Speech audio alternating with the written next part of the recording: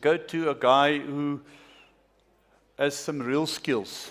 Not necessarily in mining or consulting. I can't vouch for those. But when I met Richard 20 years ago as a very young consultant with, even then, McKinsey, at a project we were doing at Harmony, his core competency was really helping Tracy to pick a pram for our unborn son, Zach. Now, when you've got a world-class consultant helping your wife pick stuff for your kids, that's fantastic. But I had to assemble all the bloody things. And I'm a miner. I break things. I don't assemble. So there's some issues between us which we will resolve, but not through the Q&A only. So Richard is a South African by background, one of these mechanical engineers. They end up running McKinsey's mining practice worldwide. They end up running Anglo-American, and they used to run Sibanye. So mechanical engineers seem to go places. We asked him to come and talk to us from the perspective he now has about all this stuff, G20, geopolitics, critical minerals. And that leaves South Africa at a specific point in time, and we want to hear your perspective on that. Richard, thank you very much for joining us. Thank you. Come on, guys, McKinsey. I mean, you can clap harder. Even the McKinsey people can do better.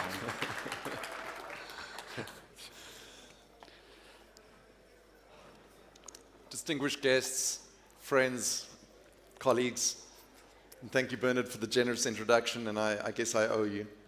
You do. We are leading our way through interesting times in our $3 trillion global mining business. What I'm about to present, you've had some wonderful presentations this morning already, which didn't have any slides, so I must apologize ahead of the time. I've got 20 slides, and they are rather dense. These materials are available afterwards, and on the last page, there's 3 QR codes because they're all based on reports that we've recently released. So if you want even more, it's all available, and you can just grab the QR codes or contact me afterwards. Today, I'll first reflect on the state of critical minerals and geopolitics, and then shift on to where we are in the South African mining industry now. And I guess in summary, I would say we believe it's at a crossroads, and maybe not for the first time, but an important crossroads.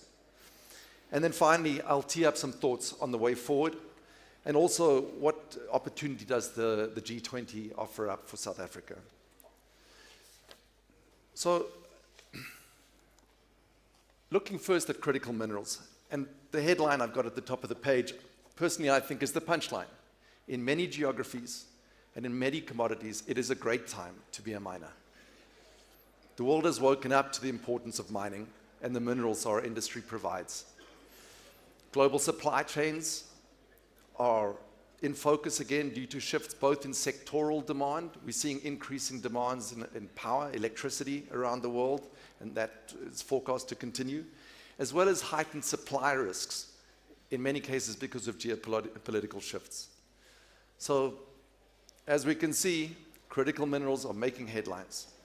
The US, Europe, China, Australia, Canada, the list goes on, have all issued lists which are regularly updated and include battery minerals like vanadium, precious metals like platinum, palladium, rhodium, and base metals like manganese. I've picked ones that are all very local to us here. And at the same time, pricing is strong. We've all heard references to the gold price several times today. We haven't seen a 50% in-year increase in the gold price like we have this year since 1979. At that point, South Africa was a very different player in terms of the scale in the gold mining industry. So again, in summary, in most commodities, most markets, it is a great time to be a miner. Let's explore why. I'll take a look at meta trends. I'll take a look at drivers of demand. I'll take a look at evolving concentration risk, both in mining and refining. There's been a mention already today of investment in mining, investment in exploration. We'll touch on that. And geopolitical responses.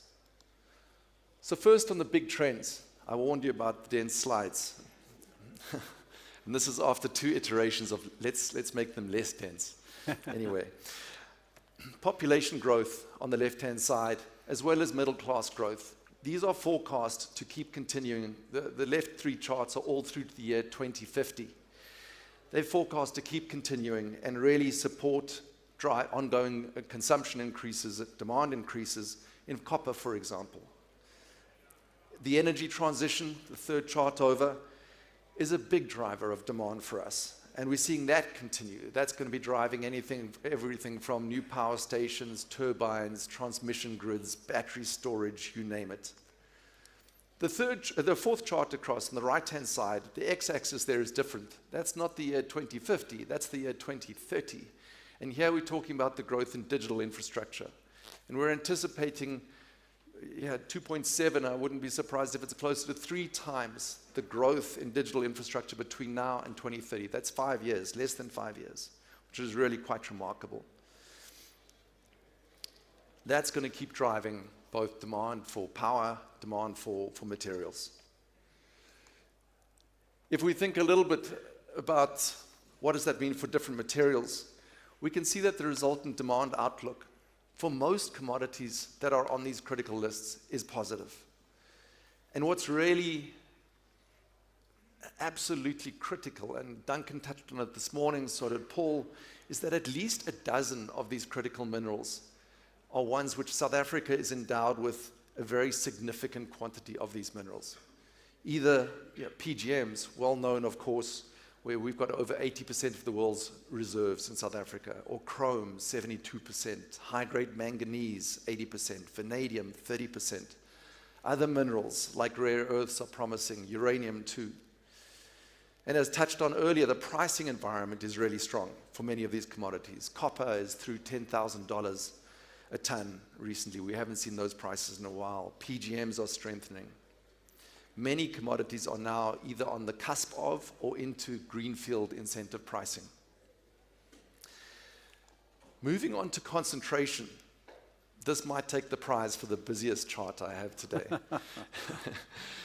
What we're looking at here is how, for different minerals across the bottom of the page, the two different charts in different grays are how the concentration intensity from the top 3 producing countries of that commodity have shifted over the last 5 years.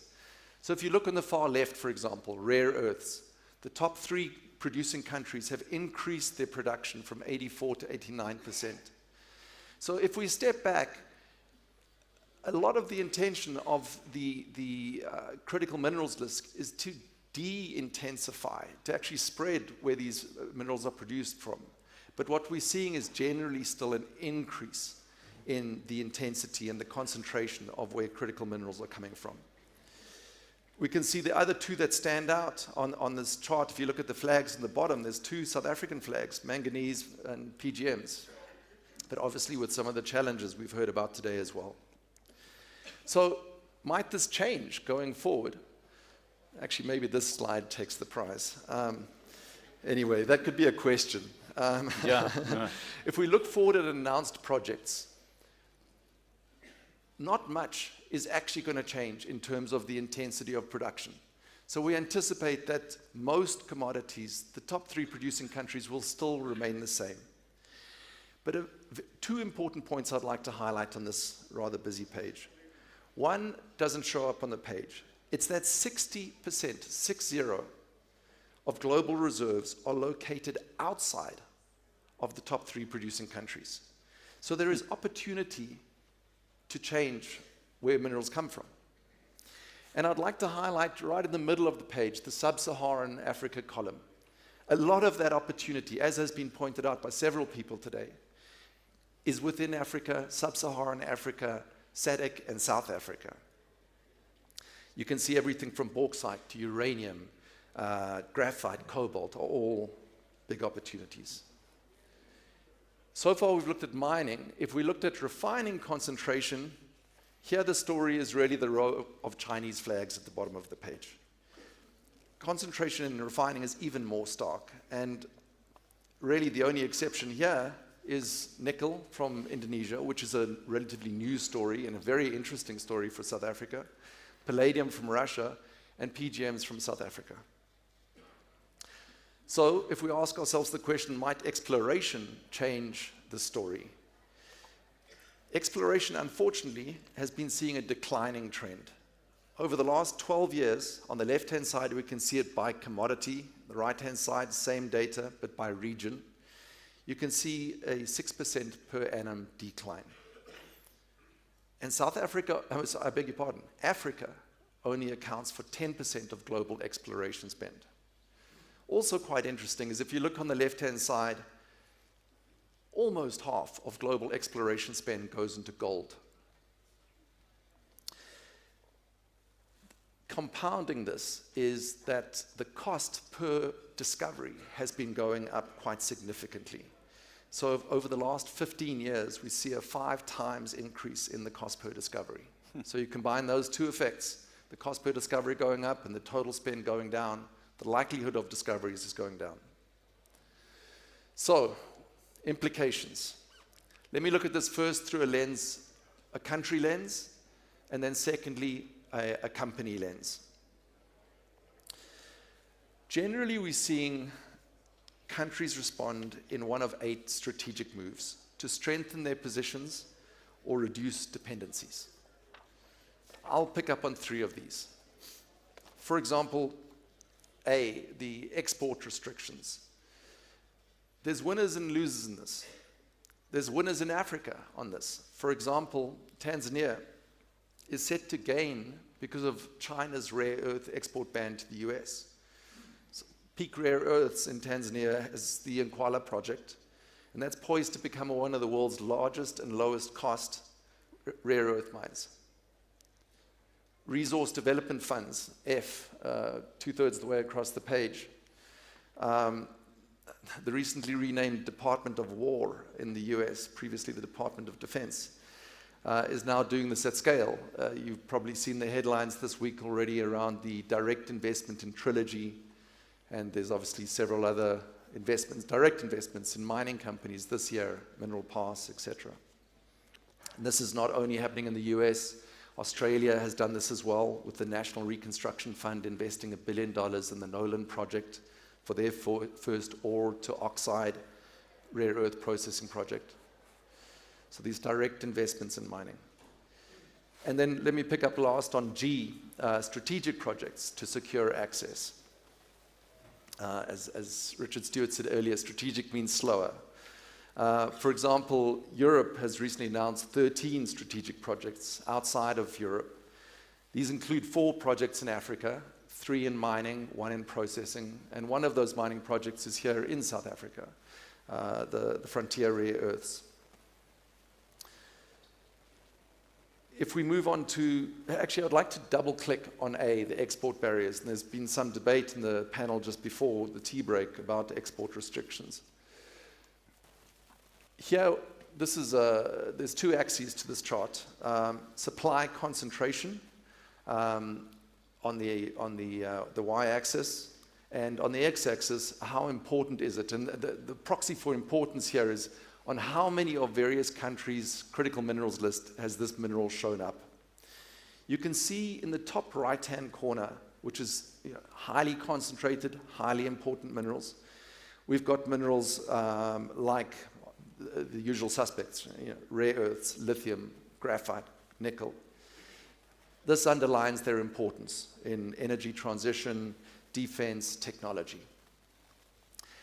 It is worth noting 4 very important minerals for South Africa are in that top right quadrant: platinum, manganese, vanadium, palladium. And all 4 of them don't yet have trade restrictions applied to them. There's a gray box around manganese, but that's not actually happening here in South Africa. So that's worth thinking about. You consider the rest of that quadrant, how many trade restrictions there are. So I don't have a particular view on what's right or wrong here, but it's just interesting that the 4 South African ones are different to what we're seeing generally elsewhere. So that's what we're seeing at a country level. If I shift to what do we see at a company level, here we've taken a look at, and put simply, do mining companies just represent the underlying commodity price, or does management make a difference? We've analyzed 22 years of data for 224 mining companies. And the good news is you do make a difference. What we found is that 30 to 50% generally across the board of total shareholder returns over the last 22 years is driven by what you do. So management decisions around whatever's right in the context of your company, operational excellence, capital productivity, we know how capital intensive this industry is, or cost efficiency, they truly do drive total shareholder returns in a very material way. And the reason I think that's important to mention here is this whole growth agenda we're talking about only works if the companies in this ecosystem are very productive, profitable, and are able to fund future growth. So let me finally shift to South Africa. The critical minerals context really presents an opportunity for our country and for the region. South Africa produces over a dozen of the 54 critical minerals that are on the US list, and the lists are fairly similar, so that statement holds roughly true. That includes, obviously, PGMs, manganese, vanadium, uranium, chrome. There's also potential with other minerals, rare earths, for example. South Africa also has strategic advantages. I know we sit here in this room today and there's challenges. As with many of you, I travel the world of mining, and it's never easy. It's never easy. South Africa's got advantages like skilled labor, relatively robust mining and logistical and metallurgical infrastructure, a strong industrial base, access to export markets, and solid institutions. And yet, what's on the right-hand side, the source for that is the Fraser Institute. I'm probably getting some eye rolls in the audience now. And yet, we are losing ground as a competitive mining jurisdiction. I'll say that again. We are losing ground as a competitive mining jurisdiction. We know the Fraser Index is imperfect, but if you look on the right-hand side, this is just a segment of their data. This is around investment attractiveness. You'll see in the first and second quartiles, South Africa has no factors in those quartiles. And most importantly, in the bottom quartile is how the world of mining ranks South Africa for legislation, regulations, and electrical and logistical infrastructure. Overall, South Africa is rated a rather dismal 62 out of 82. Now, we can challenge the Fraser Index, but the market is speaking. Companies are voting with their wallets and either choosing to exit or not invest materially in South Africa. There are examples of other countries in Africa and Middle East and around the world that have really turned this around. Let's look at a few of those. Saudi Arabia is a newcomer generally to the world of mining, and it's actually the first time they've been ranked by the Fraser Institute. They're ranked 23rd globally.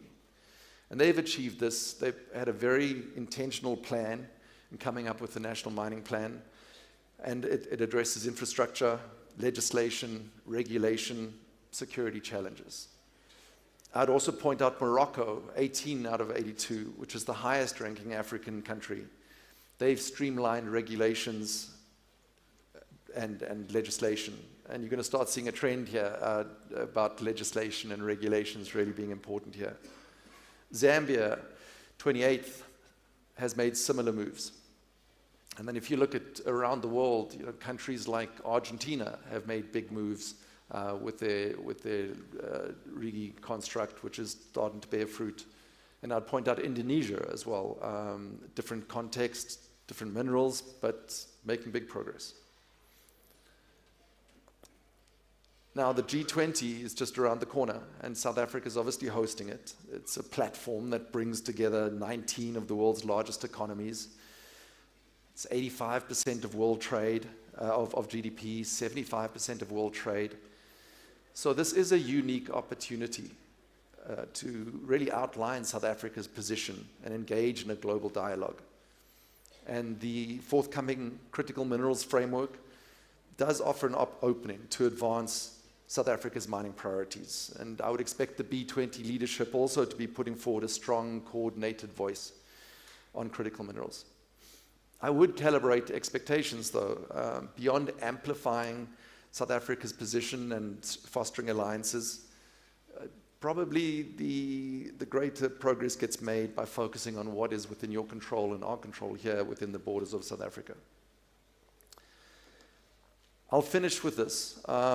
As we all know, mining is highly competitive and it's a global industry. Allow me to share an anecdote. I'm a South African. I've been in America for 15 years. I can count on one hand the number of times a mining executive or investor has raised mining in South Africa, either positive or negative, with me. One hand. It's just not in focus globally anymore. So I would argue that South Africa can either be a bystander in this minerals race, this critical minerals race, or a formidable competitor. South Africa's got advantages that no other country has got, I believe.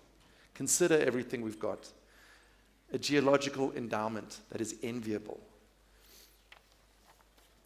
It is not remote or a hardship destination. It's not at 4,000 meters above sea level. There is mining expertise and passion here. And the demand for what South Africa produces is there. You all will have a better idea than I do about what to do about it. I hope Bernard didn't invite me here for answers. I guess that's the next few minutes. It says time's up. I'm going to keep running as long as possible to reduce the Q&A time.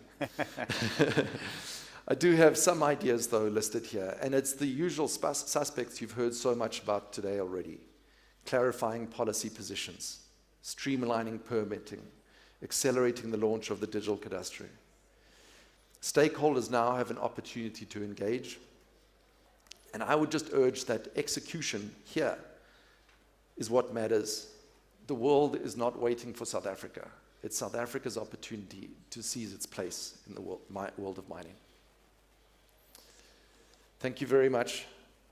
If you would like to access any of the research behind what I've shared, please just snap away at the QR codes or approach Adolf, who leads our office here, or myself.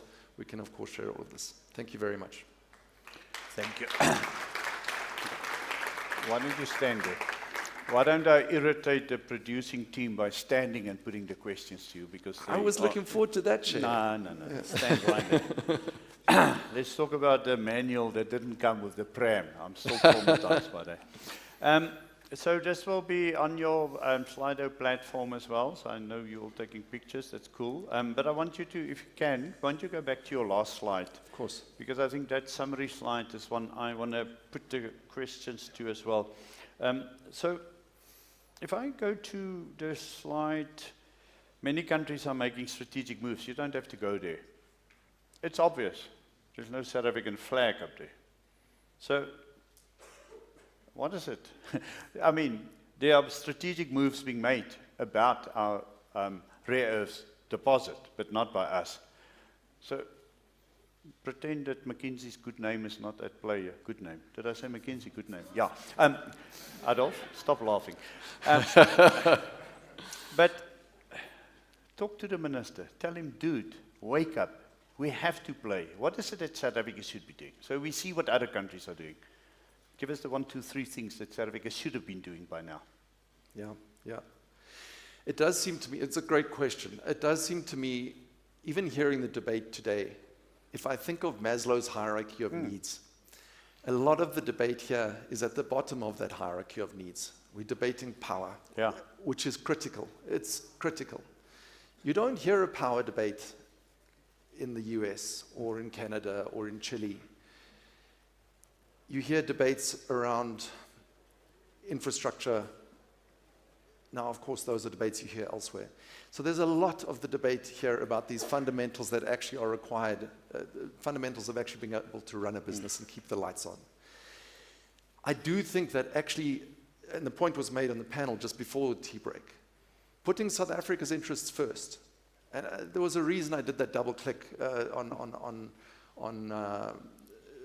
options around critical minerals that you produce here in great quantities.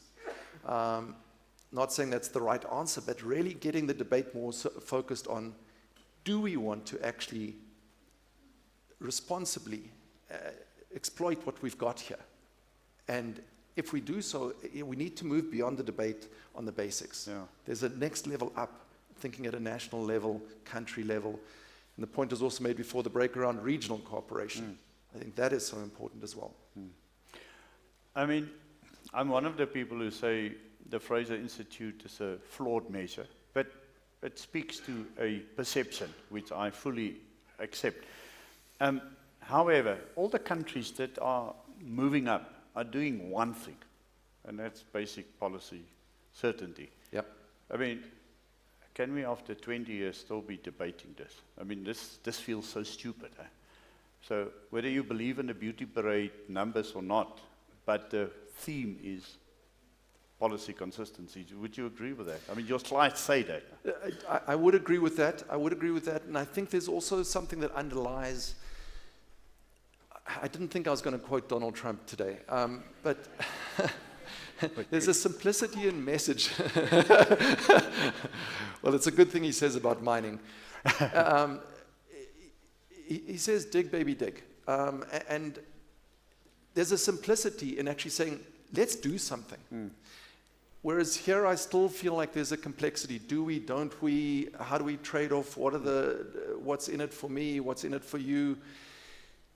I think embracing the simple overall umbrella message of we want to be a great mining nation can be immensely powerful, because if that genuinely is believed by enough of the country, generally across the country, in political circles, of course, as well, business circles, it's all possible.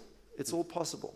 But and when I look at the examples of other countries having achieved these big shifts, Saudi Arabia, Zambia, Morocco, Argentina, you look at what Indonesia is doing with Mind ID and so on, that's there. There's that keystone belief, hey, we want to make this a great industry in our country. And that takes me to the question on the G20. Initially, when I started engaging with your team here, I thought you guys are quite involved with the G20 over all the countries, and I wanted to bring G20 to this conversation. My sense is it's a fantastic platform. I don't know if the South African government's got a clear message at the G20 on critical minerals and mining's role. Now, I'm but a spectator. Perhaps there are people in the audience who will tell me we've got a clear plan, it will all be unveiled. I see the roads being painted. Joburg's even trying to fill potholes. It feels like a manager's visit to the mine where the fresh whitewash is on the walls. I mean, it's I'm cynical that we are wasting the G20. We're getting stuck in is he or isn't he coming. Yeah. I don't know if we've got a message for the world about South Africa and critical minerals at the G20. Do you agree or do you disagree? Yeah, look, I'm not that deep into the details and the preparation, but from what I understand, it almost comes back to my previous point. I'm not sure that that simplicity of message, that clarity and confidence of this is what we want to do is there yet. It still feels like wrapped up in some of the fundamental challenges, which I don't want to belittle. They are real challenges. But that could be an opportunity, that clarity of purpose, that real positivity around what you want mining to be in this country. I think that's the opportunity, because if that is seen, also the G20 is a wonderful opportunity. So many people will be here, the spotlights on the country. If that is seen and felt around the importance of mining, the support for mining, the future of mining in the region, I think that will make a difference. My last question is, if you stood here as a South African by background, and you had to say, I think of the world's mining destinations, who are better endowed than South Africa when it comes to critical minerals? So we're patriotic. Our rugby team's the best. Our cricket team could be the best if they get matches. Our soccer team's useless, but who knows? But I mean, mining. Who's better endowed than South Africa? Well, I was at breakfast with a few colleagues this morning, and we were talking about exploration. we are probably standing in one of the, ironically, most underexplored regions in the world. And given the history of mining in South Africa, that feels like a strange thing to say.